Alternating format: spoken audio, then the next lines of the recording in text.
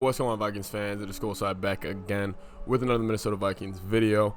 As you see by the title, in today's video, we're talking about the top 5 X factors for the Minnesota Vikings against those dirty Seattle Seahawks, who we always play every year on prime time. I swear to God, it's been the past 3 years. It's not just me saying that. Oh, it feels like we play there no, we actually play there every year.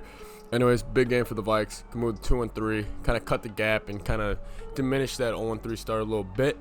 Anyways, there are 5 X factors that I think can really impact the outcome of this football game. Now let's get into it.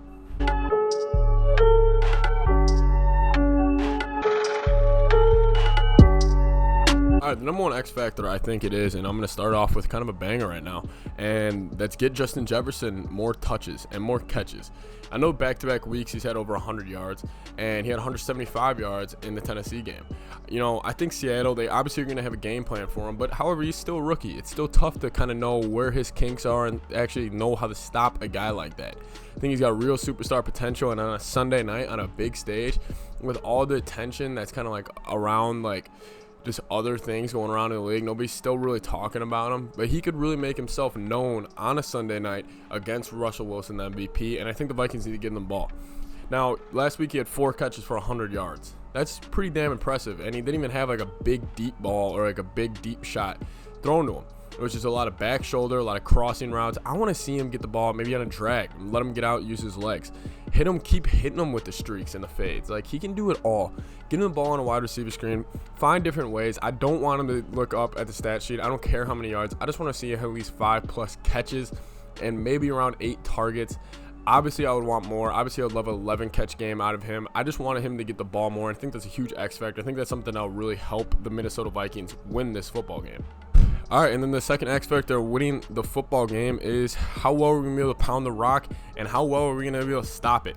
You know, this is 2 very physical football teams. I know there's a lot of hype around Seattle about Russell Wilson and all that, and for right reason. He's been killing it. However, Seattle, their still identity is pounding the rock and running with Chris Carson. I mean, you still look at their games. Like, Russell Wilson and Chris Carson, they are tight. Like, they know how to get it done. They know when to run the ball in strategic places, and they will run it down your throat if they want to. I know it's let Russ cook, but also Russ is one of the most unselfish dudes in the league. If he sees Chris Carson going crazy, he'll keep handing it to him. They'll just let him run wild. And then on the other side of football, the Vikings, we've seen what Dalvin Cook's done the last 2 weeks. He's the best running back in the league. We need to keep getting him the ball because he is the main reason why we would win this game is if he dominates and he has 150+ yards with 2 touchdowns. Get Dalvin the ball, and we need to stop Chris Carson. All right, I mean, it's an X Factor video, man. Why wouldn't we talk about Kirk Cousins? Good Kirk, bad Kirk, are we getting Kirktober Kirk? That's what I want to know. Are we getting the Kirk that came out last year during their 4-game stretch after we lost to Chicago, and he went 4-0 and just tore up the NFL? Or are we going to get the Kirk we saw against Indianapolis, the Kirk we saw against San Fran, the Kirk we saw against Green Bay on that Monday night? Who knows? He's a very up-and-down dude. Listen, I don't want Kirk to be able to, if Kirk plays good or bad, that is the outcome of the game. And you know that's what Seattle is going to try to make happen.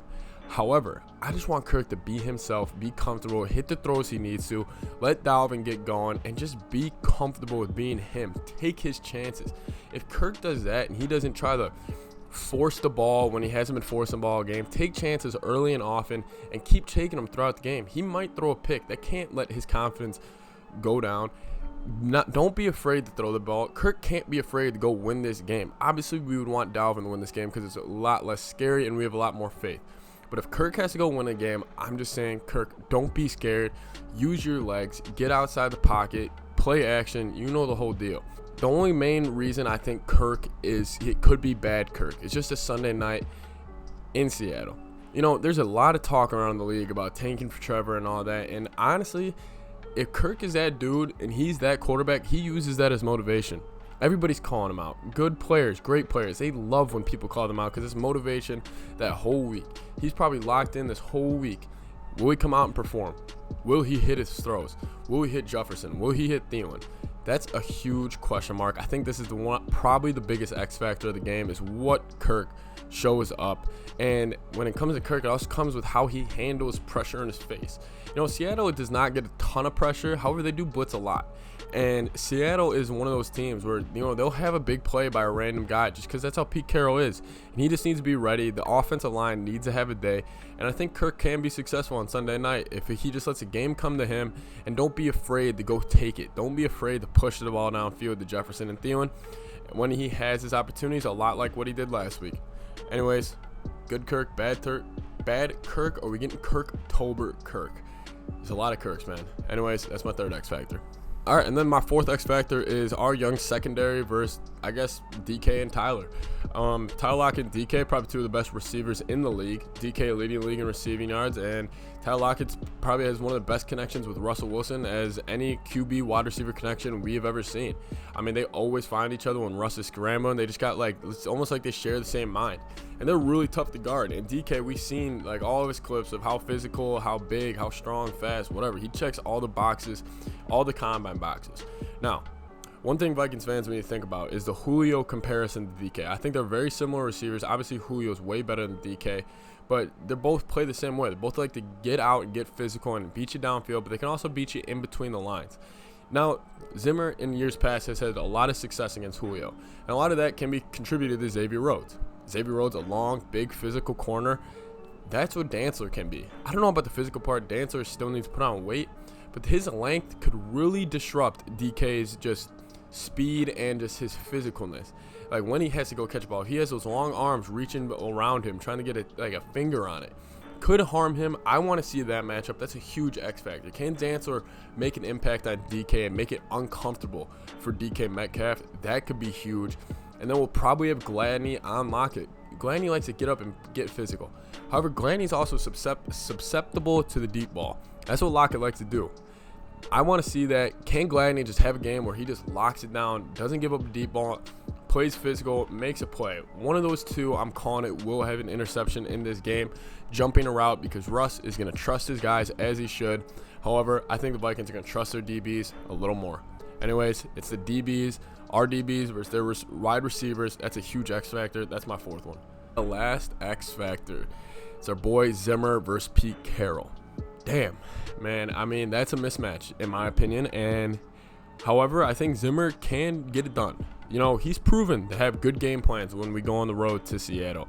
Zimmer's never been a big game coach, but why not this Sunday? Why not when we're 1-3 going against MVP? I mean, if you look at it on paper, we should be 12-point dogs. We're a 1-3 football team, haven't sniffed a quality victory. They seem to beat everybody. Seattle is rolling, and we're just us. We're not that good if you look at the media, and we're only favored. We're only dogs by 7 points. So Vegas has a reason for that, and I think it's just the whole underdog mentality that Zimmer loves. Zimmer will never be a front runner. He is not a good coach when you're the favorites, just like we saw after we went 13-3 NFC Championship. Then we added Kirk Cousins and added Dalvin Cook. We saw how that year went. However, when we're underdogs and nobody expects anything from us, that's when Zimmer thrives, man. That's when Zimmer just loves it. No expectations. That's a huge X factor. However, it does come down to X's and O's, and Pete Carroll knows how to rally his guys too, knows how to get guys going, and he's a great defensive head coach. I think that's a matchup we need to watch. It's just the both game plans. Throwing Gary Kubiak in there. Can he keep going with his 30-point-plus streak? Anyways, guys, those are my top 5 X factors for the Vikings versus Seattle. Cannot wait for this game. There's so many storylines going into it that we need to break down together. Anyways, guys, leave a comment down below. What do you guys think is going to happen on Sunday? What are some X factors you guys see? Leave a like, sub, comment. See you guys next time. Skol Vikes. Beat Seattle.